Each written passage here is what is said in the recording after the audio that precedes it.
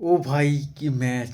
আজকে যারা ইন্ডিয়া আফগানিস্তানের ম্যাচটা দেখেছো, তারা আশা করি জানো রোহিত শর্মা পরপর দুটো আগে মানে এই সিরিজেরই পরপর দুটো ম্যাচে জিরো করেছিল। আজ 121 রানে, অ্যাকচুয়ালি 22 রানে 4 উইকেট পড়ার পর থেকে রিঙ্কু সিং আর রোহিত শর্মা খেলাটা ধরে গেছে। রিঙ্কু সিং ভাই দুর্দান্ত খেলেছে।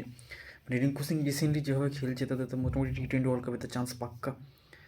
বাকি এসি ম্যাচের রেজাল্টের কোথায়, আফগানিস্তান প্রায় 200 রানের উপরে চেজ করে দিয়েছিল, অলরেডি ম্যাচ টাই হয়ে যায়।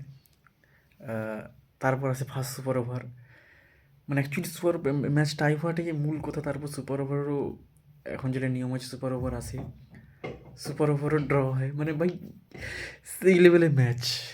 তো রোহিত শর্মা একটা প্ল্যানিং করে রিটায়ার্ড হার্ট মানে হয়ে যায় শেষ ম্যাচে, কারণ না হলে যদি আউট হয়ে যেত সে ব্যাট পেতো না।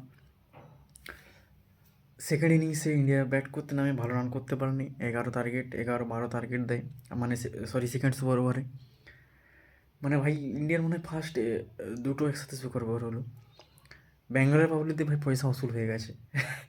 চিপ মানে সাপোজ যে পরিমাণ টাকা টিকিট কেটে দিচ্ছিলো পরপর, মানে পুরো ম্যাচ জমিয়ে দিয়েছে ভাই। আর রোহিত শর্মা যে ফর্ম দেখাচ্ছে ভাই, এখনও মনে হয় 2-3 বছর তো খেলা ভাই। আর বিরাট কোহলি জিরো করেছে। সঞ্জু স্যামসনের একটু কেরিয়ারে চাপ পড়তে পারে, কারণ সঞ্জু স্যামসনের কাছে অনেক অপশন ছিল, সুপার ওভারও খেলতে পারলো না। ওটা একটা মূল দেখার। আর বাকি ভাই ম্যাচ তো দারুণ জমেছিল। অ্যাকচুয়ালি আমি খেলা দেখিনি, শেষে দেখলাম তো, মানে খেলা তো দারুণ জমেছে, পয়সা আসছিল পুরোপুরি।